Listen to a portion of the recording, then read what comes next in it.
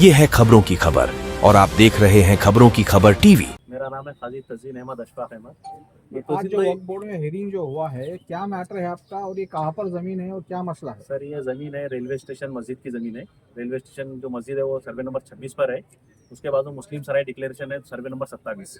ये total land है 103 एकड़, जिसका मैंने रेडी रेकनर का रेट लाया हूँ कलेक्टर से। 180 करोड़ रुपये गवर्नमेंट वैल्यूएशन आ रहा है ज़मीन में। क्या मसला क्या है? 180 करोड़ की ज़मीन होने के बावजूद वक्फ बोर्ड इसके अंदर केयर नहीं ले रहा है। मैं वक्फ बोर्ड को आके बोला कि इसके ऊपर कार्रवाई करो। सीओ साहब को भी बोला, डिप्टी सीओ को बोला, उसके बाद वक्फ ऑफिसरों को बोला। उन्होंने आज तक इस पर केयर नहीं ली। क्यों नहीं ले रहे? नीचे के जो अधिकारी है, जैसे अपना डिस्ट्रिक्ट ऑफिसर जो है पुराने, वो इसके अंदर हमारे को फुल कॉपरेट कर रहे। एसएनटी के जो अजीम साहब है उन्होंने कॉपरेट किए, पर डिप्टी सीओ और सीओ इसमें कॉपरेट नहीं करने को तैयार है। इन्होंने हेयरिंग तो लगा दी है, आज हेयरिंग थी। अब हेयरिंग के दिन उनका बोलना है कि मैं बिजी हूँ, हेयरिंग नहीं हो सकती बोले। सामने वाले को आप आपके पेपर सबमिट कर दीजिए, सामने वाले सबमिट करेंगे। मैं 10 तारीख इसके अंदर हमको डेट मिलेगी। तो आपका क्या ताल्लुक है इस जमीन से? इस ज़मीन से हमारा कोई ताल्लुक नहीं है। जो मुस्लिम पर्सनल लॉ बोर्ड बोल रही है कि पूरे मुसलमानों को एकजुट आके वक्फ बचाना पड़ेगा, तो हम तो वही मुस्लिम पर्सनल लॉ बोर्ड के बोलने पर आए हुए, पर वक्फ खुद वक्फ बचाने के लिए तैयार नहीं है। इसके अंदर रजिस्ट्रेशन के लिए भी बहुत मेरे को तकलीफ दे रही है। लोग रजिस्ट्रेशन भी नहीं कर रहे, क्योंकि अगर वक्फ प्रॉपर्टी का रजिस्टर्ड नहीं हुआ तो वक्फ प्रॉपर्टी की मान्यता नहीं है, जबकि 1970 का रजिस्ट्रेशन है उसका। इन्होंने 54 की कार्रवाई 2003 में जीते। इनके जो ये थे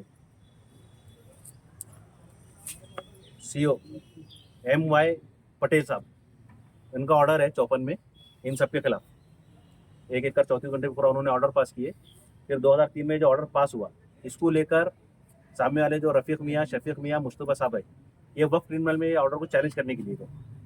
वक्फ ट्रिब्यूनल ने वक्फ बोर्ड के फेवर में स्टे दिया। उसका केस नंबर है 35, केस नंबर है 39 है 2003, 35 2003, 1 2004, 39 2003, 42 2003 और 43 2003। अरे टोटल 7 केसेस चल रही है वक्फ ट्रिब्यूनल में और हाई कोर्ट में। बाद में यहाँ जो स्टे मिला, उन्होंने स्टे वैकेट करने की कोशिश की है, हाई कोर्ट गए। हाई कोर्ट का भी पेपर है मेरे पास, ये देखिए हाई कोर्ट का ही है, सर्टिफाइड कॉपी है, जीरोक्स लाया मैंने आपको देने के लिए पूरे पत्रकार भाइयों को। हाई कोर्ट ने परमानेंट स्टे करके नीचे भेजा।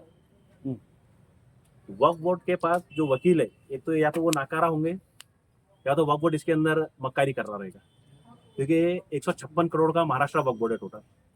इनके पास 10 वकील है, 10 वकील मिलके 6 महीने में कंटेम्प्ट दाखिल नहीं कर सके आज तक, क्योंकि पैसा इनका खुद का नहीं है, पैसा मिल्लत का और कौम का है, इसलिए उनको पैसों का दर्द नहीं है। एक वकील को 25 से 30 हज़ार रुपये महीना दे रही है, तो 10 वकील में 3 लाख रुपये महीना बांट रहे, तो एक कंटेम्प्ट दाखिल नहीं कर पा रही है। तो ऐसे वकील की जरूरत क्या है फिर कौम को और मिल्लत को? आप इस चीज में क्यों इतना इंटरेस्ट ले रहे हैं? आपका क्या फायदा है इसमें? मेरा कोई फायदा नहीं। हम तो ये चाह रहे हैं कि वक्फ बोर्ड ने उसके ऊपर खुद केयर लेना चाहिए। आरटी ऑफिस के सामने जगह है, आरटी ऑफिस से लेकर स्टेशन मस्जिद तक हॉट स्पॉट है, तो उसको वहाँ एक हॉस्पिटल डालना चाहिए वक्फ बोर्ड ने अपने खुद से। उसके बाजू में एक 12वीं तक स्कूल डालना चाहिए CBSE पैटर्न का। उसके बाजू में girls hostel and boys hostel डालना चाहिए। MPSC UPSC की तैयारी के लिए बच्चों को वहाँ क्लासेस चालू करना चाहिए पूरे, और एक मुसाफिर खाना बनेगा। ये तो मस्जिद कमेटी क्या कर रही है इसमें? मैं मस्जिद कमेटी का मेंबर हूँ। मस्जिद कमेटी का भी स्टे नहीं है, मस्जिद कमेटी की तरफ से स्टे। आप जिन लोगों के नाम लिए हाँ। हैं वो कौन है और ये जमीन पे मतलब उनका क्या उसमें इन्वॉल्व? उनके पास 1955 की रजिस्ट्री है, ऐसा उनका बोलना है। अच्छा, अब 1955 की इनकी जो रजिस्ट्री है, हमारे पास 1952 का खासरा है और 1954 का पानीपत है। इनकी 55 की रजिस्ट्री है, पर उनकी रजिस्ट्री नाजायज है, उसको माँ और बाप दोनों भी नहीं है। उन्होंने कोई मतलब? महमूद मगरिबी साहब से लिए रजिस्ट्री करके, ना खासरा में उनका नाम है, ना पानी 7/12 में नाम है उनका, ना इसमें नाम है, पर वही रजिस्ट्री के बेस पे उन्होंने PR कार्ड बना लिए। वो PR कार्ड को चैलेंज करने के लिए हमने 2003 मैटर चल रहा है इसके अंदर वक्फ ट्रिब्यूनल में, वो उसके ऊपर स्टे रहने के बाद भी फिर उन्होंने परचेस खरीदी बिक्री करी उसके अंदर नाजायज तरीके से। तो हमारा बोलना यह है कि वक्फ बोर्ड ने इसके ऊपर FIR करना चाहिए। वक्फ बोर्ड एक्शन नहीं ले रहा है। वक्फ बोर्ड इसके अंदर के वो नहीं कर रहा है, केयर नहीं कर रहा है बराबर। सर, औरंगाबाद में कई मुस्लिम लीडरशिप है अलग अलग पार्टियों की। यस मैं बहुत खुल के पूछ रहा हूँ कि आप इनके पास भी गए कि साहब इसकी फिर मदद कीजिए बोलते? सब अभी जो मोदी जी ने कानून लाए, तो उसके अंदर जितने मुस्लिम लीडर्स है, अच्छा, मेरे ख्याल से इन्होंने वक्त से ज्यादा प्रॉपर्टी बचा के रखी हुई है, इसलिए वो इतना इशू बना रखे हुए। उनके पास जाके भी कोई फायदा नहीं होगा। प्रॉपर्टी सबसे ज्यादा तो लीडर मुस्लिम अभी लीडर के पास है। अपने खासदार साहब ने हिलाल कॉलोनी से लेके वहां तक अवेसी स्कूल का उद्घाटन किए थे। क्या हुआ स्कूल का? बन गया, फाउंडेशन तैयार हो गया उसका? उनके पास जाके करेंगे क्या?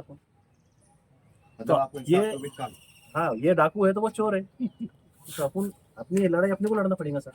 आप ये लड़ाई में आपके साथ कौन है? या आप हमारे अकेले साथ हो? हमारा पूरा महिला है पूरा साथ, मोहल्ला पूरा स्टेशन पूरा परिसर में। स्टेशन है, पूरा मस्जिद कमेटी हमारे साथ खड़ी भी है। मस्जिद हाँ। कमेटी अभी आगे अभी करने का आगे क्या काम करने वाली है? इतना सब आप बतला रहे सब डॉक्यूमेंट आगे मालूम अब है कि हेयरिंग हम के अगर इसमें ये फाइनली इसके ऊपर एफआईआर चाहिए। जी एफआईआर होने के बाद सीओ साहब ने एक लेटर इश्यू करना चाहिए सिटी एसएलआर को कि नाम ये पीआर कार्ड रद्द करो करके। इस पे सीओ साहब को पावर है देने के लिए। चौपन की जो कार्रवाई, चौपन का जो ऑर्डर पास हुआ, इन्होंने डिविजनल कमिश्नर को देखिए लेटर लिखे थे उस टाइम में। ठीक है, इसके अंदर कुछ गलती जब आप कह रहे हैं कि हमने नोटिस भी दिए थे उन्हें ले जाके खुद रजिस्ट्री है, जो रजिस्ट्री हुई तो रजिस्ट्री की कॉपी भी लाया हुआ साथ में। ये जिन लोगों के आप नाम ले रहे हैं, आप पे भी आरोप लगते हैं कहीं आप भी तो उनको आप भी तो, ब्लैकमेल हाँ, वही करने के कहें। लिए या फिर कुछ और आपके पर्सनल फायदे के लिए तो ये मुद्दे नहीं उठा रहे? क्योंकि जो लोगों के आप नाम ले रहे हैं सब औरंगाबाद के नामचीन लोग हैं। नामचीन लोग हैं जी। और ये ठीक है, नामचीन हराम का पैसा ये कमाते सिलेक्ट- हुए मैं स्टेशन मस्जिद कमेटी का मेंबर हूं। 19,090 जो प्रॉपर्टी है जी। ये तो सिल्क मिल वालों की है। उसके बाद 19,148 है वो अशरफ मोती वाले साहब की है। उसके बाद जो है तो 19,148 है सज्जादा नशीन तकी खाजी, जो एमएम शेख के दामाद एमएम शेख के दामाद है। वो हो सकता है उनके प्रेशर में भी वक्फ बोर्ड पीछे हट रहा हूँ, क्योंकि वक्फ बोर्ड के चेयरमैन भी रहे पहले ये एमएम शेख साहब। उसके बाद जो है तो फर्रुख महमूद सिल्क मिल वालों पीछे वो हयात वाले, और इनके खिलाफ वक्फ बोर्ड ने ऑर्डर पास करके पीआर कार्ड नंबर पर ऑर्डर पास किया। उसकी कॉपी भी लाया हूँ मैं आपको, एक एक कॉपी देने के लिए। जी ये डिविजनल कमिश्नर को उन्होंने लेटर लिखे, वो लेटर भी है मेरे पास। ठीक है, आप ये डॉक्यूमेंट हमको दे दीजिए, आप बोले चलेगा इसको। हाँ, डॉक्यूमेंट पूरे दे देता आपको। सर एक आखिरी सवाल मैं ले लेता हूँ कि हमारे पास जमहूरियत है, लोकशाही है, लोग जवाब बड़े हमारे साथ पूरा महल्ला है। हाँ। कभी ऐसा हुआ कि पूरा महल्ले के लोग लोकशाही माध्यम से यहाँ पर आंदोलन को बैठे? कब करना है बोलिए, इंशाल्लाह होगी। नहीं क्या हमारे पास लोकशाही है, करके बढ़ो। बिल्कुल इंशाल्लाह। सर उसके लिए देखिए, मैंने ये मेरे केस एडमिट नहीं कर रहे थे ये लोग, तो मैंने यहाँ भूख हड़ताल के लिए पूरी पब्लिक की तरफ से लेटर दिया था।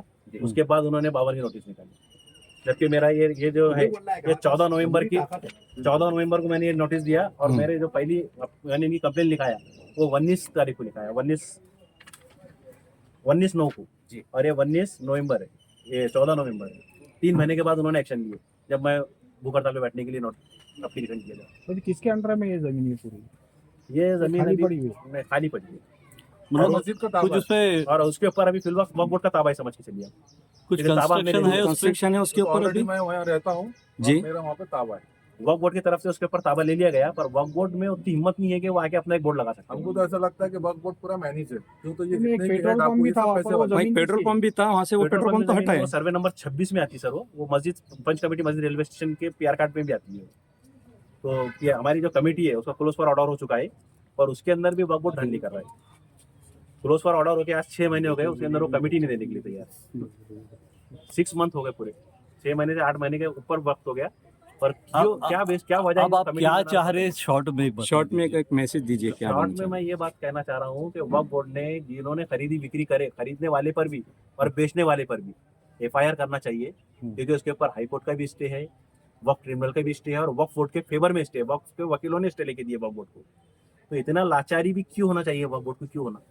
अगर वक्फ बोर्ड अगर एक एफआईआर नहीं कर सकता उनके ऊपर, तो बोर्ड की भी जरूरत क्या है अपने को? 25 तारीख को जो आंदोलन कर रहे उलमा काबिर हमारे, तो वो आंदोलन की भी जरूरत क्या है? जब वक्फ बोर्ड ही उसकी जमीन बचाने के लिए तैयार नहीं है, तो हमको आंदोलन की जरूरत क्या है? उसका बाइकाट करना चाहिए फिर हम लोगों को। हमारी मांग ये है कि जो व्यवहार हुए, रजिस्ट्री हुए, वो रद्द हो जाए, रद्द हो। और जो होटलें नहीं बनाए हैं वो पूरी डिमोलिश हो जाए। आपका क्यों? नाम? उसका स्टे। मैं आरिफ जहूर।